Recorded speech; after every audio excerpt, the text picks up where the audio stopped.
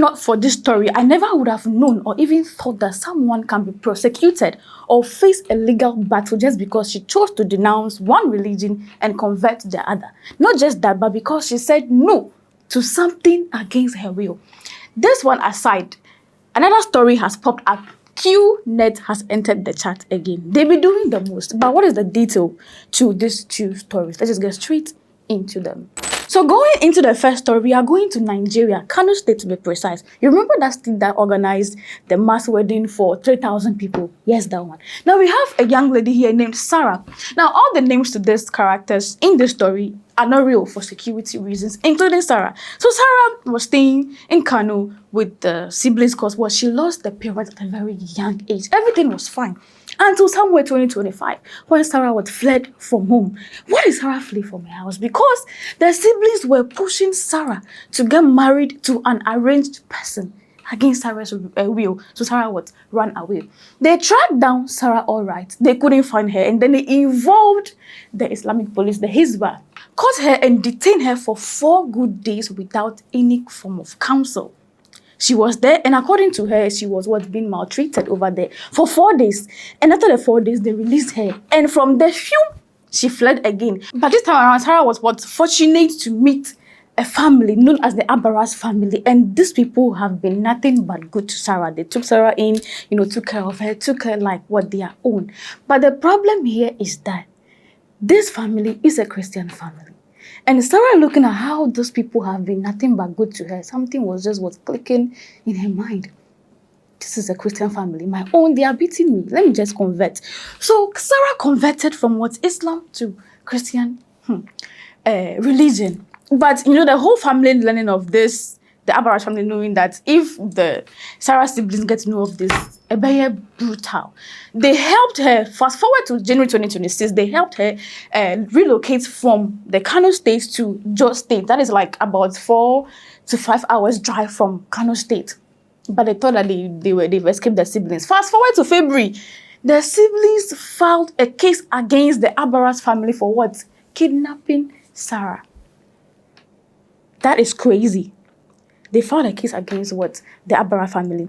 Sarah also learning this quickly just said, nah, I can't take this anymore. And also went to file human rights enforcement action against them and said, no, I've had enough. I'm no more even a Muslim. Look, this is what they've been doing all along. They forced me to get married. I said I wouldn't. I escaped. I found refuge with these people. They are trying to put these people in. It will not happen. You people should do something for me. So right now we have 2 court cases. Case 1 for Sarah and then case 2 for the Abaras family. Now, even though Sarah reported this, the Abaras family 2 days later were arraigned before court. But for Sarah, thankfully, the matter was able to reach federal court, and then they ruled in favor of Sarah.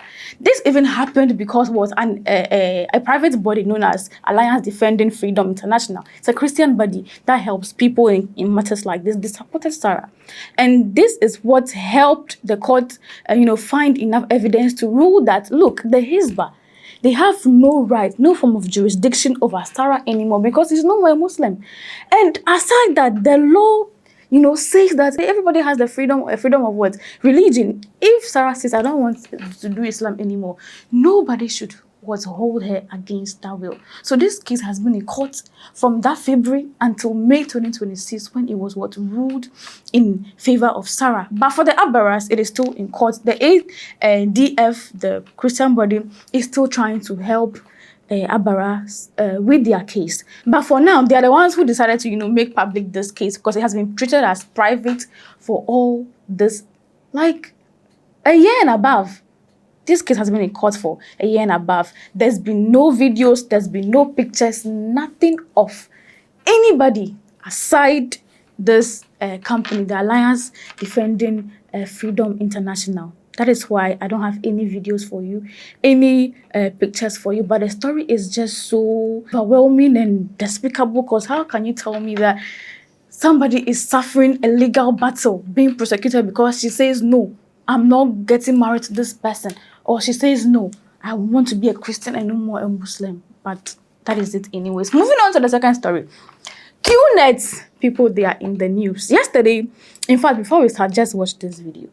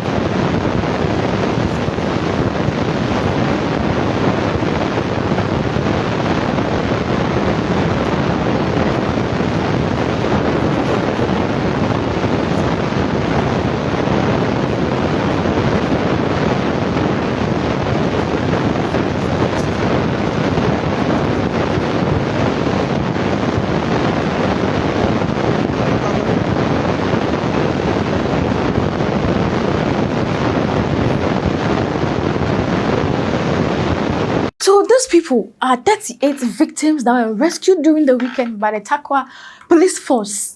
You know, after being lured in by QNET.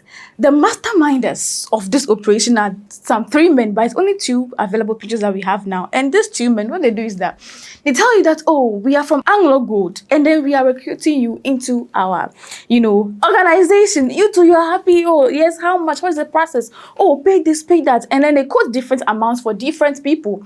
Because what? Maybe they will tell you that, oh, they are taking you to this different country, or you are moving to this different region. And they make sure that if you are from, let's say, Tarkwa, they take you to, maybe they bring you to Accra. From Accra, maybe they take you to Volta.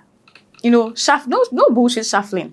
So this man, according to reports, came to Tarkwa, came to rent a room, put these people inside. I don't know if it's just 1 room or 2 rooms, but this alarmed the community people. But that is not even, how they got caught. How they got caught was one of the processes of recruitment. So there was this lady that, according to her, she said she got the job, they called her, blah, blah, blah. What's the process? So her price is that she will pay 300 cedis for the forms. After that, 15,000 cedis for the nananum for endorsement, which I'm like, but anyways, maybe that's how they do it. And then from there, they were asked, she was asked to bring 1 bag of 5 kg rice. And the dad of the lady said, this one, where is it coming from? I don't understand. Like, what do you mean by 5 kg of rice? This sounds fishy. So you know what?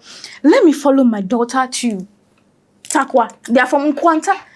Nkwanta, that is like about 14 hours drive to Tarkwa. Let me follow my daughter to see what this whole process is about. So they got there, yes, they met the people. Oh, hi, how are you? Oh, thank you for da. So they bought the form, 300 cedis, 15K. And that was when, things were dawning on the lady's dad that something is going on here. Let us investigate further. Before they were realizing that this one has come. And then they involved the police, they involved the assemblyman, Mr. Michael Ansah, and then everything is being brought to daylight.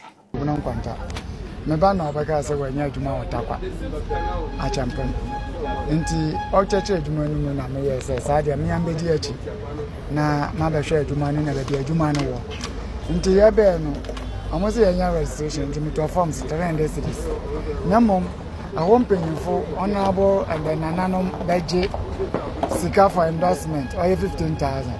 15,000 into your nana. You bet many no of an animal, you bet the ABTR.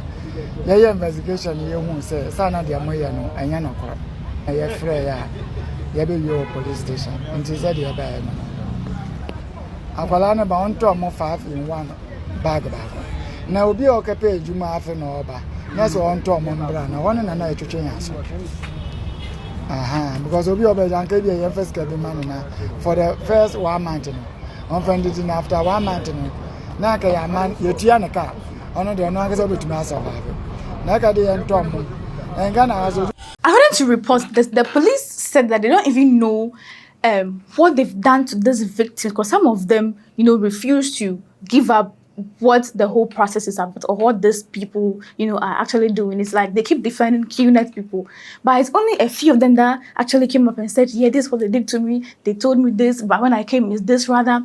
And it is even revealed that they told him that, they will take him to Tukwine, so he should pay 45,000 cedis. So the boy's mom went to sell a piece of land, and said, oh, if my son, this opportunity has come there, if you're able to travel, then, we can come and maybe Tianica or something. And I said, this QNET thing has been there for a long time. You hear of it, you smell it, you see it, scam videos.